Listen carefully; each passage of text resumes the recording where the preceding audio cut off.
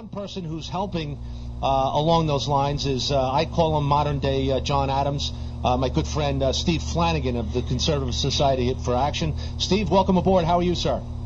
Oh, I'm very good, John. Very glad to be here. Hey, Steve, I know you do your research, and I know you've been, supporting a lot of strong candidates, conservative candidates. What do you have for us as far as the Croce-Nolan race? That's the race for Town of Islip Supervisor. Yeah, I'll tell you. You know something? I'm very impressed. Number one, I'm very impressed with the number of candidates and the type of candidates that have been put up by, the Republican and conservative side. Tom Croce, John Cochran, and Anthony Semp are a really, really solid group of individuals. We're talking a lot about veterans these days. Tom Croce, John Cochran, these guys are actually still serving, and they have exemplary records of defending this country and of putting country first. Don't mind me using that term. And, no, not at all. That's why we picked them. I'm very impressed with those people. They're very, very solid. What bothers me most, however, about Islip Town is that the current supervisor, Phil Nolan, this guy is he just seems to be one of those arrogant type of individuals that wants to run his town, do what he wants to do.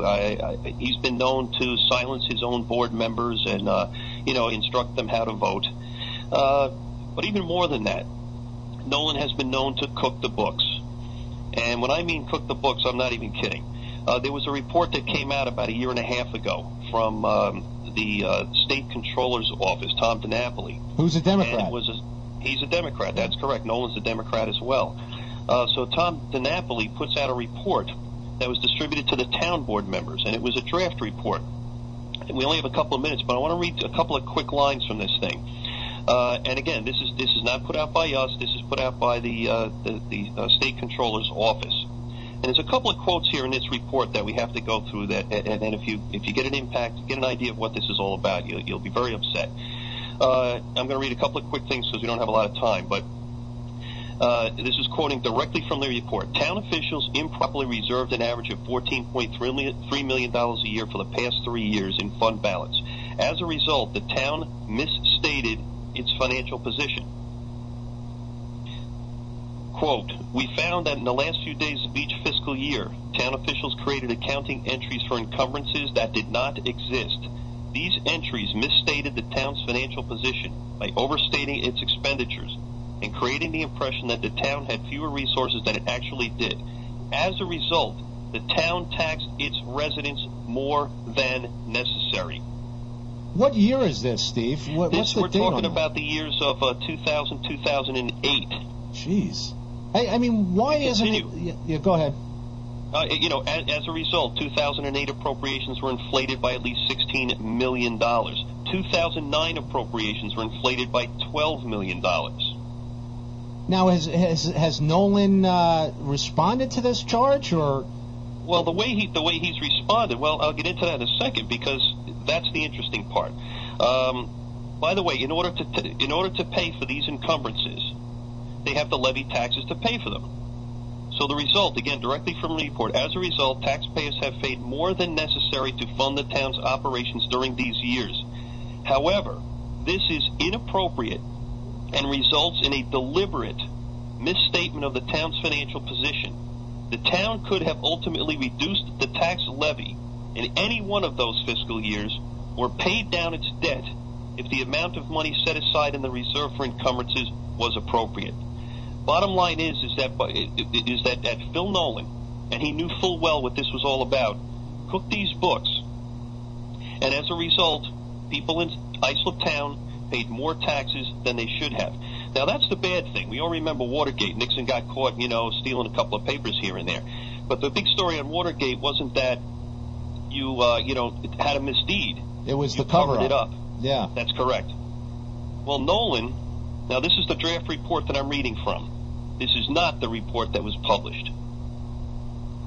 Okay? Wait a minute. So it's a draft report. I don't understand what's the difference between the draft report and the report that's been... Basically, it's a copy that goes out. It's not intended for external distribution. It's handed over to board members and other internal staff for their review. So basically, the controller went to Nolan and said, okay, here's my draft report. What do you think? Well, if you're Nolan, what are you going to think? You're in deep trouble. We've got problems. We got problems. So mysteriously, within a couple of weeks of this report coming out, Phil Nolan took a trip up to Albany. And somehow this draft report and the paragraphs I just read were dropped from the final report.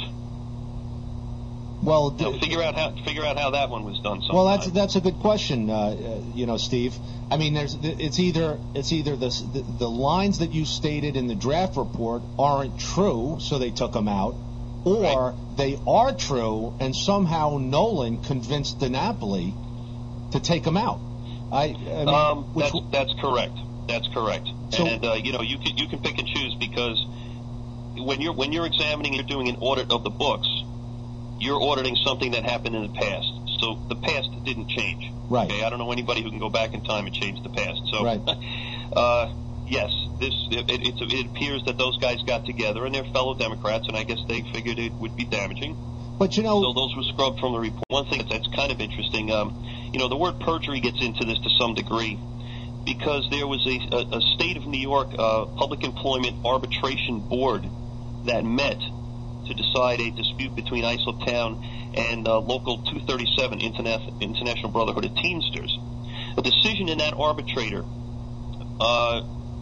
voted against the union, citing the fact that Islip Town couldn't afford to pay any increases based on the bogus numbers. Oh. Based on the bogus numbers. The employer's general restricted fund balance, which is Islip Town as the employer in this case, has declined from $10 million in 2007 to under $3 million in 2008. This demonstrates that it basically cannot afford to pay for the increases. So not only did the taxpayers of the town pay money they shouldn't have had to pay, but you had now a legal case here that cost employees as well in an arbitration case. Now, I know you lie before a court. Yeah. What's the definition of that? Yeah, perjury.